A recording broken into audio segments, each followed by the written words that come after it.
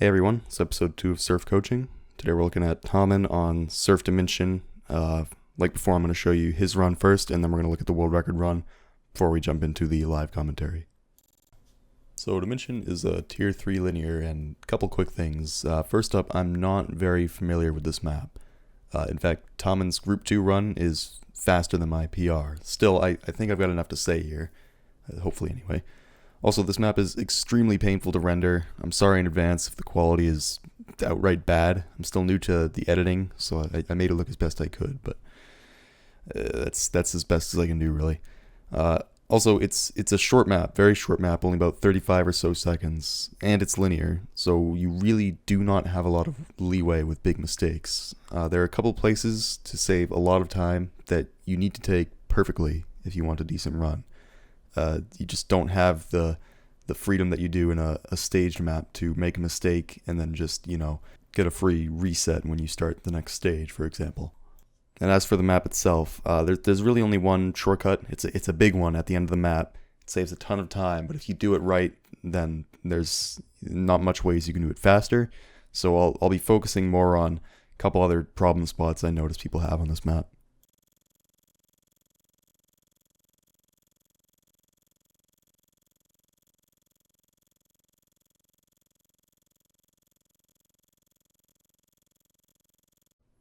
Alright, here we go. So, first ramp, right away.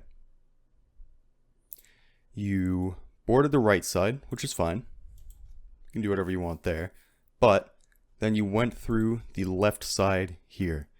And if you look, there's actually a hole between the two ramps. So in doing this, you are pretty significantly increasing the amount of distance you have to travel to make it to that hole, which is not good.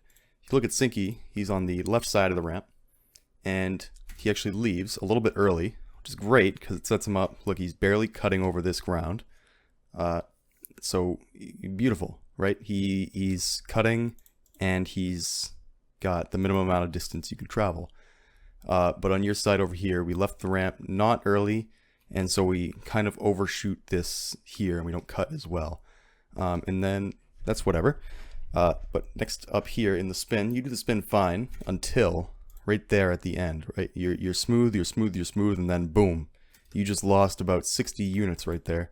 But you really didn't have to. If you look at Sinky, very smooth, consistent spin the whole way down, which helps a little bit because of the way he took the first ramp and he left early and he cut better, a little bit better angle, so it's easier for him to do that. But the consequence of that is having more speed. He has 2,120 units off the B-hop, whereas you only have 2,070 units off the B-hop. Next up, this is more just because you had less speed, but your flick off the ramp, you had less speed, and you hit the head hit a little bit later, which lines you up a little worse on this ramp. And if we go to Sinky here, a little cleaner board on the ramp, and is able to leave with about 70 more units than you and hit the head hit quite early, which sets him up, lines him up very good on this ramp here, which you just weren't able to do because of that. The other big difference here, if you look at where you leave this ramp, you go all the way and you kind of flick up to get over this thing, versus Sinky, who's leaving early and then is falling over that thing. Sinky handles that a lot cleaner. Because he's falling, the next ramp is below him, right? The only goal between two ramps is to get to the next ramp without losing speed, of course. So he falls and he's able to board this ramp much cleaner, much sooner. And this, I should mention, is a max velocity ramp, which I haven't made a video on that yet, but I will very soon. Trust me, I promise.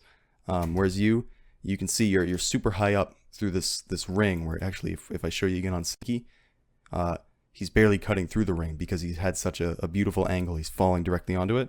And the consequence of that, you're falling super far, landing super far on this ramp. And this is a max velocity ramp, right? Which means you want to be on and off, and no matter how smooth you are, you're not going to get any extra speed. But I don't think you realize this, because look at how you handle the ramp, right? You try to be as smooth as possible, and it isn't paying off for you. You had 3,020 units off the ramp, but Sinky, he's on and off instantly, right? Early, he's getting a beautiful angle over this wall. Look, barely cuts over, and then barely cuts over the ground with the same speed as you. But he was able, because he left so soon, which is because he boarded the ramp so soon, he's able to get a much cleaner angle through here, whereas you had to stall for quite a long time in the air and had a lot of extra fall time. I'd say that whole section is probably the biggest time loss you had on the map. I say that tentatively because, like I said, I haven't gotten a good run on this map personally. I've never grinded it, but just this whole thing. I'll start from the beginning again. Starting on this ramp, a little bit unclean board on the ramp, and then you should leave that early so that you fall better onto this ramp, and then board it sooner so that you can get on and off and get a clean angle over the wall. All of that, when done perfectly, leave early, fall cleanly through the holes, board the ramp early and get off it as soon as possible, very smooth angle, and then you're able to fall through here. Now the spin, it's a spin. You did it fine. You came out of it with slightly less speed than Sinky had, which it's going to be about consistent the whole way through unless you accidentally hit a wall. So you're fine there. But one thing, after the spin, look at Sinky. Boom, he hits the spin and he's turning, right? He's immediately heading towards the next ramp. Whereas on your run, you hit the B-hop and then you turn very slowly. If we look at the difference between where you and Sinky board the next ramp, it's huge. It's huge, right? Super straight, and then here's where you board, right? And then looking at Sinky, hits the B-hop, immediately is turning. You can see that laser there, and this is where he's boarding. So the difference is he's up here when you're back here. And that's, the thing is, like, you might argue, well, you're setting up better. The way Sinky boards the ramp, it's not super clean. But the thing is, it doesn't have to be, because the next ramp, look at how huge these ramps are. And this gap is not that big, so he doesn't have to board the ramp smoothly. He has 2,900 units off the ramp, and so do you. So all of your extra setup wasn't actually helping. It was just spending too much time stalling for a better setup that isn't benefiting you. So definitely off that B-hop, look at Sinky. He hits the B-hop and he's already turning. Boom. You have to go into the laser too. Sets up, and then right here at the end, we're on the shortcut. The shortcut, it's the shortcut I mentioned before. There's not really a lot of ways you can improve the shortcut. One thing you could do, if we look at your shortcut, you actually did it really beautifully here. You cut under the ceiling and you cut over the ground perfectly. You could moonshot it probably, but you didn't. You did it great. You could stall out and fly further out for just a second, right? Just a little bit to get a cleaner angle onto this ramp, because the way you have it, it's a little bit gross, right? But if you look at Sinky, he stalls for just a second. He comes out a little bit so that when he turns, he gets a very clean angle onto the ramp, very smooth, and then he's able to be on and off it with Sinky's problem. Obviously, he had to stall for a second because he undershot the end, but with his setup onto that last ramp, he would still have an extra 200 or so units on you, landing on that. That's not significant, I'd say. I'm gonna go through your run one more time here. Start from the beginning. Definitely go to the same side as the ramp you board on. For you, if you really want to start on this right side, go through the right hole and leave a little bit early. That'll set you up much better to get onto the B-hop. Oops, I was in the wrong part of the video. That'll set you up much better to get onto the B-hop. And then from the B-hop, or right here in the turn, definitely get a smooth turn, because you lost so much speed there that it affected this part of your run right here, which is significant. Again, here, leave early. This is the biggest part. Leave early so that you fall better onto this ramp, and then you can be much smoother on that ramp to get a cleaner cut over the wall and a cut over the ground, and a better angle into the spin even. That is easily the biggest part, I'd say, where you can improve this run here. Fall through here. Don't flick through there. And then come up here, and you'd have a much better setup to ride the Maxwell ramp and get a cleaner thing off it. I can't remember how much I talked about it, but you spend so long here on this Maxwell ramp when you don't have to.